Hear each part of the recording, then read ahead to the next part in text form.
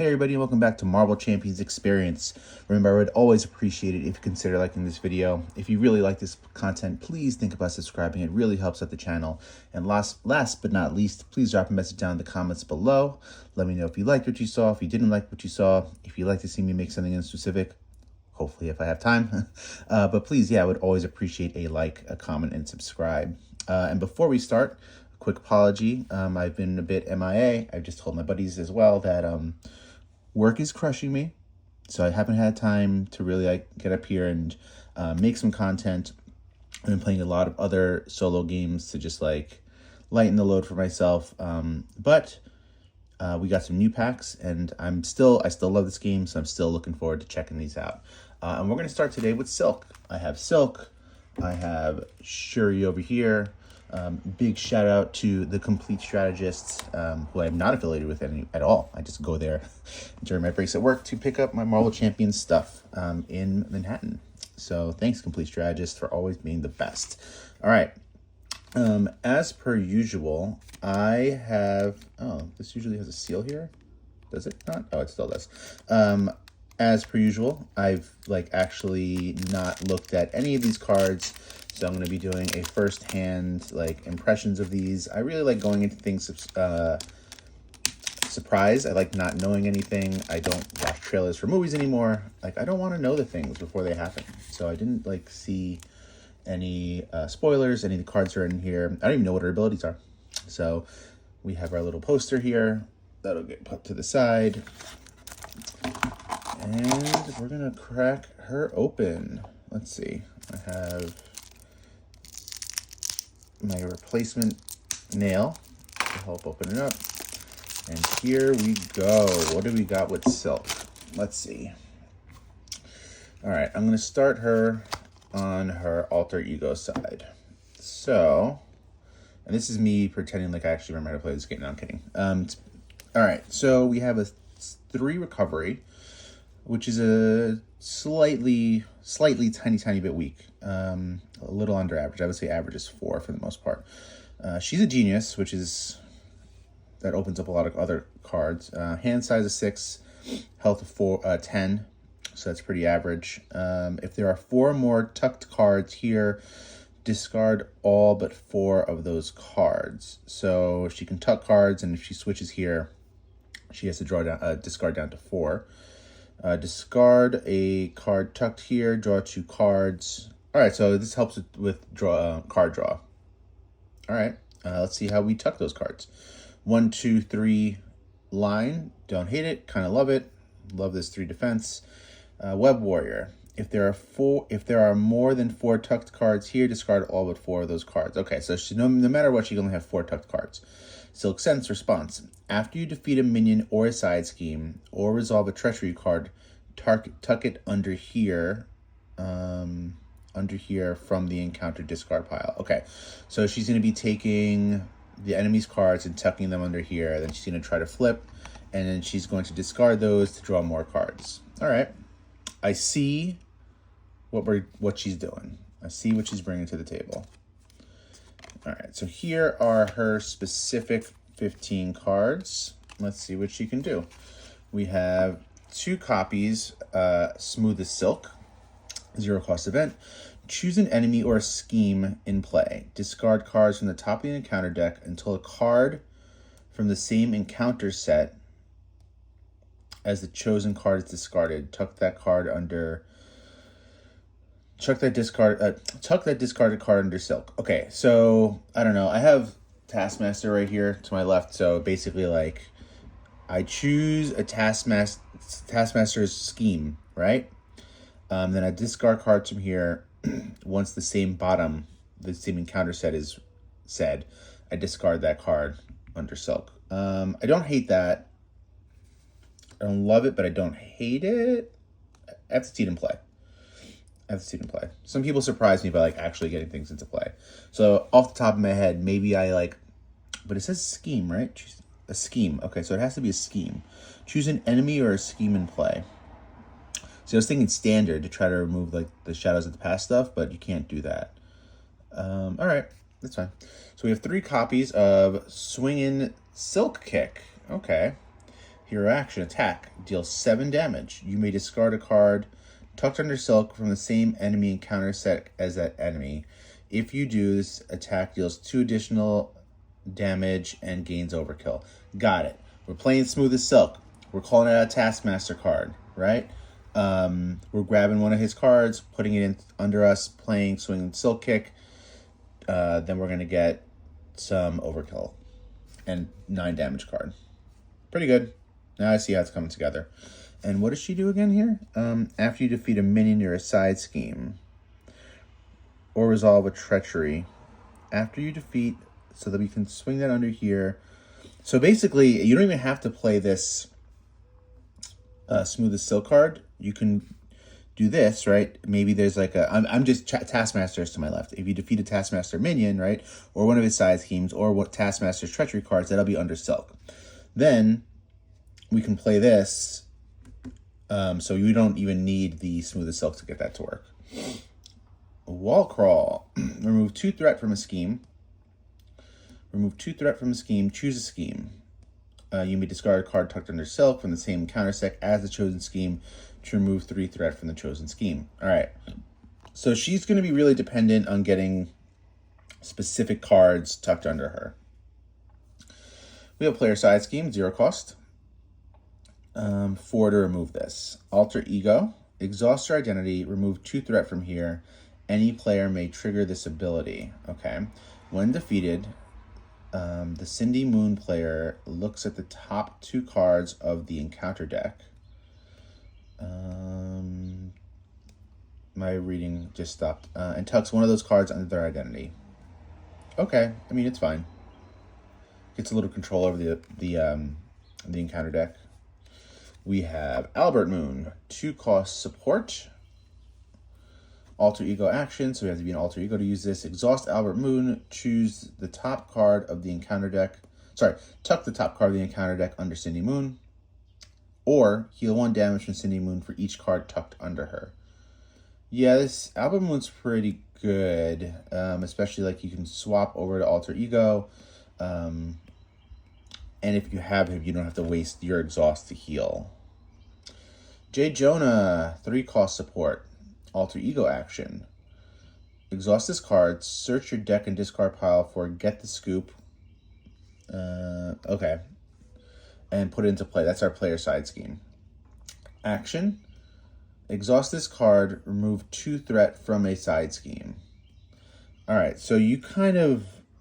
You're working, this is really funny, you're like working the Daily Bugle. Like you use J. Jonah Jameson to pull out Get the Scoop. You use Get the Scoop to like work for him, and then you can like use him to grab it again, or at the same time remove 2 threat to like go to work and get the scoop. That's actually pretty funny. It's really clever. I love when they like thematic stuff like that happens. We have 1 cost upgrade, Eidetic Memory. When you reveal a card from the same encounter set as a card tucked under your identity, exhaust Eidetic Memory. Swap those cards. Reveal the card that had been tucked under Silk instead. All right, so basically she's remembering a card that she had played in the past, and if it's easier than what's being played, she can play that out instead. Oh, she has so many upgrades. All right, 2 cost upgrade, Organic Webbing. 1 thwart. Hero action, exhaust Organic Webbing and discard a card tucked under her and ready Silk. There we go. Now we're talking. All right. She gains aerial for the rest of the round. So we can ready her. That's fantastic. And this is a hero action, so that's amazing. Okay. 2 cost upgrade, Outwit. Hero up, interrupt. When Silk makes a basic thwart, exhaust Outwit. For each thwart, for this thwart, she gets +1 thwart for each card tucked under her from the same scheme, or she gets +1 thwart for each card tucked under her from the same encounter set as the thwart scheme. So she's, yeah, she has a very interesting play style. I'm looking at this one right here. So she can get up to 3/3. She can get up to 3/3 fairly easily with her upgrades. We have a 2 cost upgrade, Spider Claws. When Silk makes a basic attack, exhaust Spider Claws. And for this attack, I knew this was going. She gets 1+ attack for each card tucked under her from the same encounter set as the attacked enemy. So she's against piercing. She can get really strong. She can get. Is this the defense one? Yeah, I thought so. When she defends, exhausts spider reflexes. She gets +1 defense for each card tucked under her from the same encounter set as the attacking enemy. After this attack, tuck the top card of the encounter discard pile under Silk. Yeah, so she can get really, really, really strong. I think. I've been wrong about people before. Like I don't like Nick Fury, and I loved looking at these cards when I got him out. So I'm being a bit reserved. She seems very cool. All right, and we'll just go through these fairly quickly. Let's see what her pre-con consists of. Actually, let's finish her out. All right, let's see what she got. Silk Sense Overload. When a card would be tucked under your identity by a player, when a card give this an even player. So this stays here. When a card would be tucked under your identity by a player effect card, tuck it under here. Then if there are 2 more tucked cards here, you may discard this from the game. Remove from the game instead. Okay. Yep.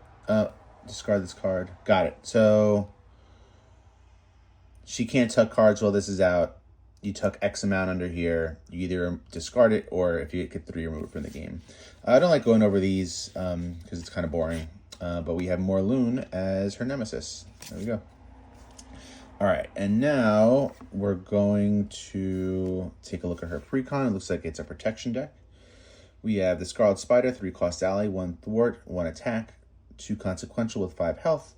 When another Web Warrior character would take any amount of damage, Scarlet Spider takes that instead. So we have a nice little shield here. We have Spider Bite. I've never heard of you. 2 thwart, 1 attack, 2 health, 3 cost. Reduce the cost to play Spider Bite by 1 for each tech card you control. If I ever get around to playing Penny Parker, it seems like an auto include if I play defense. Oh, yay. I love Not Today. This is a re-art of Not Today. This is an old card, so... but I should go over this. When you defend against an attack, you get +2 defense for that attack. If you take no damage, remove 2 threat from a scheme. I forget where Not Today's from. I think it's from one of the X-Men kits, but this is a rehash of another card. Stop hitting yourself. It's pretty funny. 2-cost event. This is an attack. After you defend against an enemy attack and take no damage, you deal damage to that enemy equal to your defense for that attack. This seems pretty fantastic. Yeah, this seems pretty great. This might go into some of my decks. We have Dr. Sinclair, 2-cost support, alter ego action, exhaust her, spend a mental. I already don't like that because I don't like being forced into use a specific type of resource. Then you heal damage from your alter ego equal to your recovery. You may discard 1 status card from your identity. I don't know why you wouldn't just use the Night Nurse instead of her. Yeah, she has more recovery, but the Night Nurse is like 1 cost. I don't believe you are forced. It's been a while since I used a Night Nurse, but I don't believe you're forced to use a mental. We have 3 0-cost energy shields, max 1 per character. When the attached character would take any amount of damage, spend X energy resources, prevent X of that damage. Again, we're getting to this area where I don't like being, forced to use a specific resource, or that makes this useless. We have 3 copies of Ready for a Fight, 1-cost upgrade. Again, you need this physical resource to play this. When an enemy would scheme, discard Ready for a Fight, change to hero form, that enemy attacks you instead. This is really situational. I don't like that card. Again, it all comes down to play style though. We have Stun Gun, 2-cost upgrade. Got 2 charges on here. Hero action, exhaust Stun Gun and remove 1 or 2 charge counters from it. If you remove 1, stun a minion. If you remove 2, stun the villain. So I'm just thinking, basically is a 2-cost stun. For me, in my opinion, like I would always want to stun the villain. I don't know how you would get more charges on this. I'm thinking Maria Hill, but I think hers are shield only. All right, we have Madam Web, 3-cost ally. After Madam Web enters play, look at the top, 2 thwart, 1 attack, 2 health. After she enters play, look at the top X cards of the encounter deck, where X is the number of Web Warrior cards you control. You may discard 1 card, look this way. Yeah, not bad, very thematic. We have Spider-Man. This is an old card. I don't remember where he was from, or which set he was from. I think it might be the Sinister Motives. 3-cost ally. You have to do 1 of each while paying for him. That I don't remember. I don't remember if this is changed or not. I don't remember. This might be the exact same thing. 2 thwart, 2 attack, 3 health, but he's great. I know exactly what he does. After he attacks or thwarts, choose another Web Warrior character and ready them. So he's phenomenal. Love Across the Spider-Verse is another old card, 2-cost event. You exhaust a Web Warrior card you control. You search your discard pile for a Web Warrior ally, put it into play. Let's see. Hang on a second. Let me read this again. It's been a while.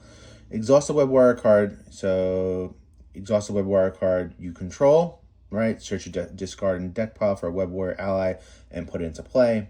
Then you choose a player. That player may spend 3 resources of any type to repeat this ability. So like Spider-Man, he gets out, play Across the Spider-Verse, then I can bring him back in without having to pay any of those resources. So phenomenal card. Investigative Journalism. We have a team up, Cindy Moon and Peter Parker. When an enemy would scheme, cancel that activation and confuse it instead. Love this. But since I play True Solo, having Spider-Man and Silk out at the same time is super, super, super situational. So then we have our 3 resource cards. All right, so that's her pre-con. It doesn't seem I actually don't love what's in here. There's a lot of upgrades and situational type cards, but I'm gonna have to get them into play to see how they actually handle out. Let's see what other types of cards we have in here. We have Spider-Man 2099, Miguel O'Hara. Sorry, I'm gonna pause for a half a second. It is a Sunday. My daughter is home, and she is asking for more time on a thing. I don't know why I don't see it anymore. Sorry, just deal with my rambling for a half a second. I really thought that she asked for more time on an app, but I'm no longer seeing it. That's fine. All right, so we're going to continue. 4-cost ally Miguel O'Hara. 2 thwart, 2 attack, 3 health. After he uses a basic power, return a Web Warrior ally in play into owner's hand. Interesting. I haven't played a Web Warrior in leadership, but Spider-Woman 3-cost ally. Is she old? 1 thwart, 2 attack, 3 health. After a Web Warrior ally, including this one, enters play, deal 1 damage to an enemy. I swear she's in the game already, but it's been a while. We have 3 copies of Quip, 2-cost event. Requirement 1 mental to play this. Deal 1 damage to a Web Warrior character you control. Place a total of 2 confused statuses onto 2 enemies. Not the worst. Here's that investigative journal again. And we have Growing Strong as an extra encounter set. So there we are. There is Silk. And yeah, she seems okay. This seems very interesting. I'd love to get this into play. And I kind of just want to see what her how her pre-con does. That's the one that I have a big question mark about. So, all right, there's Silk, and I hope you enjoyed. Take care.